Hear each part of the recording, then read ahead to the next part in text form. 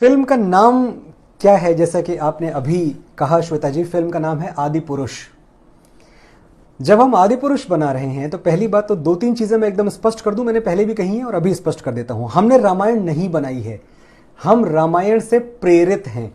जहां पर एक तरफ आदि पुरुष को लेके पूरे देश में हाहाकार मचा हुआ है। मनोज मुंतशिर जी को लगातार ट्विटर के ऊपर भी ट्रोल किया जा रहा है और 2 दिन से लगातार ट्रेंड कर रहे हैं। परसों उन्होंने आज तक से बात करते हुए, अपनी सफाई देते हुए उन्होंने एक बात बोली कि युवा पीढ़ी को शायद इस तरीके की भाषाएं पसंद आती हैं। और जो हर राम कथा सुनाने वाले का मिशन होता है वो होता है पेनिट्रेशन, वो होता है रीच, वो होता है समसामयिक भाषा में बात करना, जो आज की भाषा है, जो आज के यूथ के साथ कनेक्ट करे। ये अवधि में लिखना बाबा तुलसीदास का, ये बहुत बड़ा हमारे लिए एक प्रमाण था कि रामायण का जो पहला मिशन है, पहला मकसद है, वो लोगों तक पहुंचाना है, दूर तक पहुंचाना है। आज की तारीख में क्या हम भ्राताश्री वाली भाषा प्रयोग कर सकते हैं? और अगर हम करेंगे ना, तो मैं सच बता रहा हूं श्वेता जी, ये रामायण के साथ ही अन्याय होगा। लोग देखेंगे नहीं। जो हमारा टिकट लेके जनता देखने जाती है, जो हमारे बच्चे हैं, जो हमारा यूथ है, वो यूथ जिस भाषा से कनेक्ट नहीं करता, उस भाषा का सम्मान कर सकता है लेकिन उस भाषा से जुड़ता नहीं है।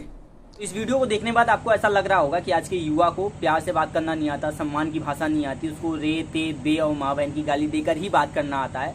और जिस तरीके से वो कंटेंट बना रहे हैं और जिस तरीके से वो इस चीज़ को पूरे कॉन्फिडेंस के साथ बता रहे हैं कि आज के युवाओं को उनके रीजनल लैंग्वेज के साथ ही कोई चीज़ समझाई जा सकती है, बताई जा सकती है, जिसका मतलब है कि जो उन्होंने दर्शाया है उस स्टेटमेंट में, जो हनुमान जी बोलते हैं, उस स्टेटमेंट का सिर्फ यही है कि तेरे बाप की, मेरे बाप की, इसकी, उसकी, ये लैंग्वेज ही भारत में चल रही है। इसी लैंग्वेज के साथ ही लोग अपनी ज़िंदगी बिता रहे हैं। और अगर इस लैंग्वेज के साथ ज़िंदगी बिता रहे हैं तो इसका मतलब आने वाला जो कल है, आने वाली जो युवा पीढ़ी है, उसको आप इज्जत की नज़र से नहीं देख रहे हैं। आप समझ चुके हैं कि लोग आज के डेट में बदतमीज हो चुके हैं और उनकी बदतमीजी को और निखारने के लिए आप ऐसा स्टेटमेंट और ऐसे डायलॉग्स लिख रहे हैं। लेकिन मैं इससे असहमत हूँ। आज का युवा ऐसा नहीं है कि रेत देख करके ही बात करता है।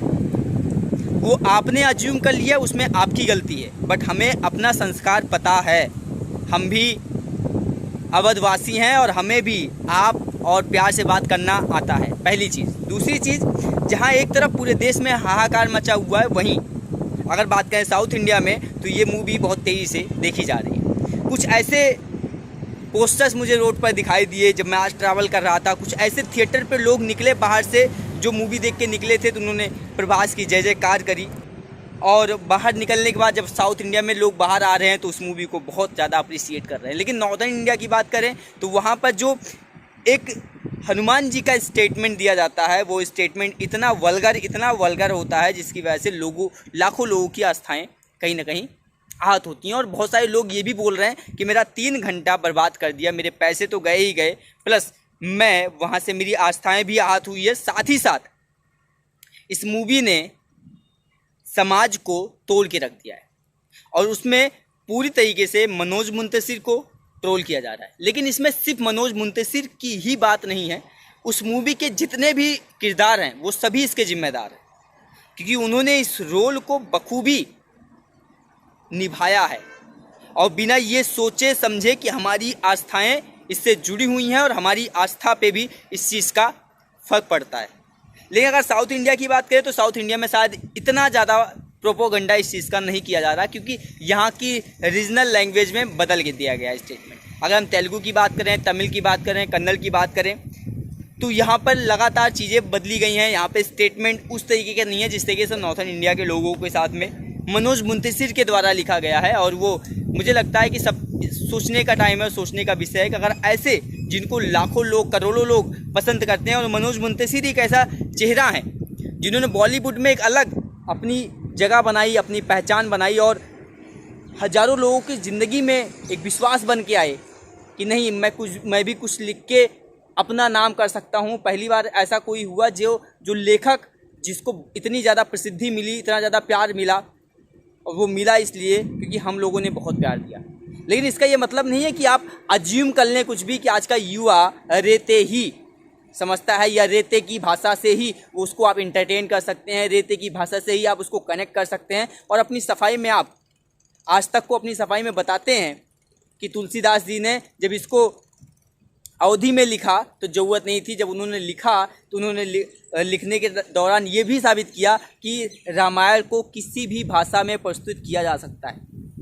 लेकिन शायद ये भूल गए हैं कि भाषा और मर्यादित भाषा दोनों अलग अलग होती है। अब जिस जहाँ से आते हैं वो अवध है, और अवध में लोग गाली भी प्यार से देते हैं, उसमें भी सम्मान से देते हैं। तो मुझे लगता है कि अगर मनोज मुंतशिर से ये गलती हुई है तो इस गलती को उनको स्वीकार करना चाहिए, पहली चीज़। दूसरी चीज़, उनको आना चाहिए, इस पर माफ़ी मांगनी चाहिए, क्योंकि अगर वो माफ़ी मांगते हैं तो उनको इतने लोग प्यार करते हैं तो मुझे लगता है कि उनको लोग माफ़ भी करेंगे। और उनके काम को अप्रिसिएट नो डाउट हर कोई करता है। उन्होंने गलियाँ लिखा, उन्होंने बाहुबली लिखी, उन्होंने तेरी मिट्टी लिखी, बहुत अच्छी अच्छी चीज़ें इस देश को दिए, बहुत अच्छी अच्छी लाइनें, बहुत अच्छी अच्छी स्क्रिप्ट इन्होंने लिखी, बहुत अच्छे अच्छे गाने लिखे, जिसके लिए हमेशा हम थैंकफुल रहेंगे और उनके हम फ़ैन हैं, फ़ैन रहेंगे, उनको हम प्यार करते हैं, प्यार करते रहेंगे।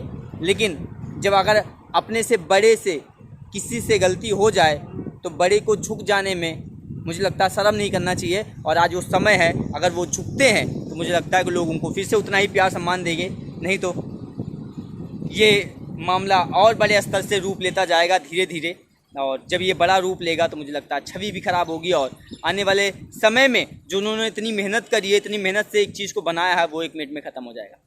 तो आपकी क्या ओपिनियन है मनोज मुंतशिर को लेके, कमेंट बॉक्स में जरूर बताइएगा। वीडियो को शेयर कर दीजिएगा ताकि उन तक पहुँचे। और मेरी रिक्वेस्ट है कि प्लीज़ लोगों की आस्था के साथ कभी भी ऐसा कोई मजाक मत करिए, क्योंकि लोगों की आस्थाएँ, भावनाएँ जहाँ पर जुड़ी हुई होती हैं वहाँ पर रिश्ते भी काम नहीं आते, वहाँ पर रिलेशन भी काम नहीं आता। क्योंकि जब बात आती है भगवान की तो भाई फिर तो कोई फ़ैन ना है, फिर तो हम हैं भक्त राम के और हम हैं वंशज राम के।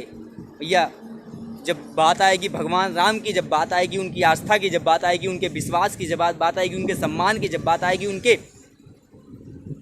आचरण की, तो उससे समझौता ना होगा। फिर तो कोई भी हो, फिर तो अपना भाई भी हो तो उसके खिलाफ भी खड़े होने में मुझे फ़र्क नहीं पड़ेगा। Thank you so much.